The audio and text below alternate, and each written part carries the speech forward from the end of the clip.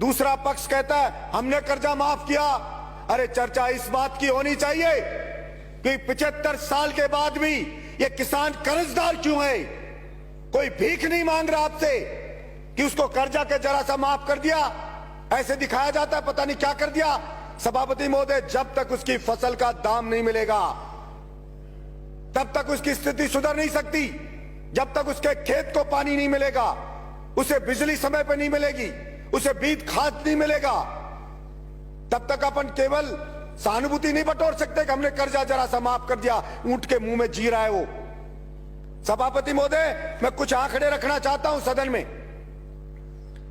1967 में आईएएस की सैलरी हुआ करती थी 250 रुपए, जो आज वो 3 से 3.5 लाख रुपया महीना हो गई है। और वही 1967 में डीजल होता था सभापति महोदय 20 पैसे लीटर, और आज वो 100 रुपए लीटर हो गया है। सभापति महोदय, सोना होता था 200 रुपए का 10 ग्राम 1 तोड़ा, आज वो 60,000 रुपए हो गया है। और गेहूं था 70 रुपए का क्विंटल, जो आज 1800 रुपए क्विंटल में बिक रहा है। यानी कि आईएएस की बढ़ोतरी सैलरी में कितनी हुई? 1500 गुना। डीजल में बढ़ोतरी कितनी हो गई? 500 गुना।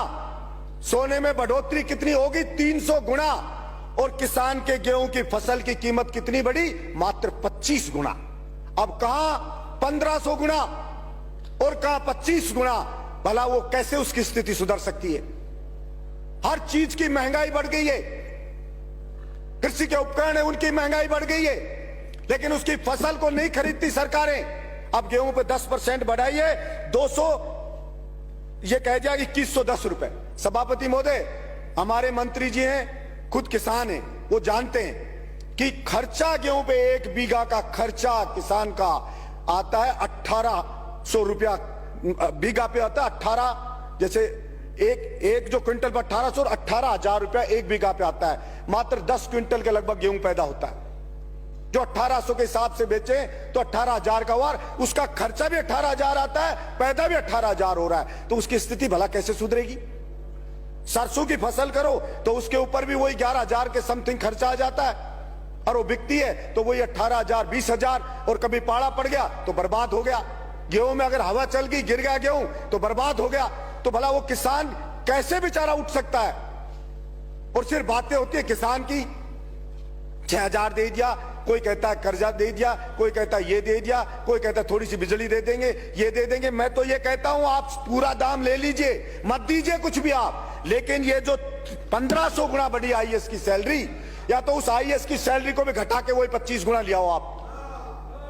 उस सैलरी को, उस किसान की जो बढ़ोतरी हुई है वहीं पे लिया उसकी को सैलरी को। अगर वो आईएएस नौकरी कर ले, और अगर आप में हिम्मत है किसी सरकार में कि घटा दे उस आईएएस की सैलरी, कहते किसान के बराबर रखेंगे, क्योंकि देश को आजाद इन किसानों ने कराया था। कोई आईएएस अंग्रेज भर्ती नहीं करे थे इंडिया के लोगों को, वो तो इन किसानों की बदौलत हो, इनके बच्चे फांसी पे लटके तब आईएएस बन रहे हम।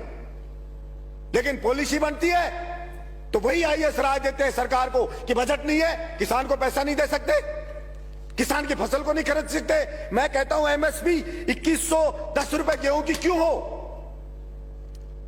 इसकी एमएसपी उतनी करो ना जितनी उसकी गुजारा हो उसका, लेकिन उसमें कोई चर्चा नहीं होगी और कोई पैसा मिलेगा नहीं। और ये किसान सहन शक्ति है बेचारे की, सहन करे जा रहा सहन, ये उसकी ग्रेटनेस है कि वो सहन कर रहा है और मेरा देश महान कह रहा है।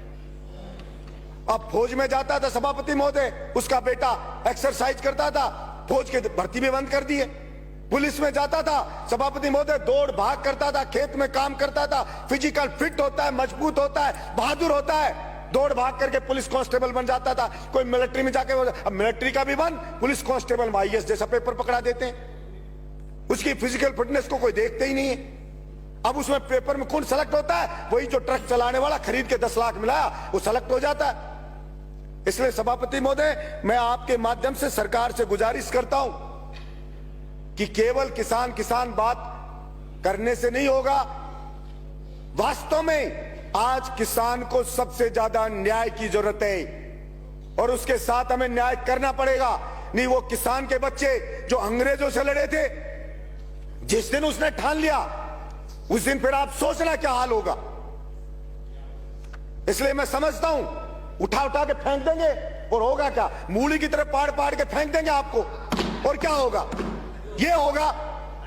इसलिए कभी कभी उस किसान की हिम्मत को न ललकारे सरकार कि वो लड़ नहीं सकता या अपना हक हासिल नहीं कर सकता, वो तो अपने देश में आस्था रखता है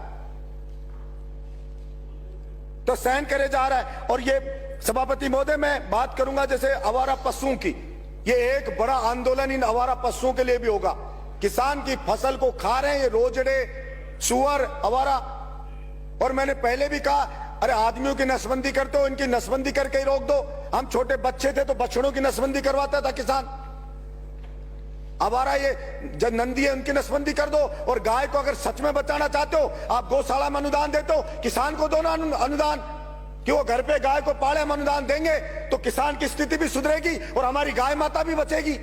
लेकिन किसान को तो देना नहीं चाहते क्योंकि सब जानते हैं अगर उसके पास अगर उसकी रोटी पेट में आ गई, उसको थोड़ा जीने का मिल गया तो सोचने लग जाएगा वो कि कौन क्या कर रहा है। वो आईएएस हजारों करोड़ रुपए खा रहे फिर भी 1500 गुना सैलरी बढ़ा रहे हो। जाके देखो एक आईएएस बनता है तब क्या घर होता है उसका, और 5 साल बाद देखो उसके बच्चे मर्सिडीज में घूमते हैं, विदेश में पढ़ते हैं। क्या कभी सरकार ने पूछा है कि कहां से आ गया है पैसा? फार्म हाउस है बड़े बड़े और बड़े बड़े मंत्री जाते हैं और जाकर फार्म हाउस में उसके पार्टी करके आ जाते। कभी पूछा किसी ने कि ये कहां से लिया? लेकिन कोई नहीं पूछा जाता। इसलिए मैं आशा रखता हूं कि किसान के ऊपर रियल में कोई उसकी दशा सुधारने पर निर्णय होगा। धन्यवाद सभापति। चॅनलवर नवीन असाल तर चॅनलला सबस्क्राईब आणि आपल्या व्हिडिओला एक लाईक नक्कीच करा।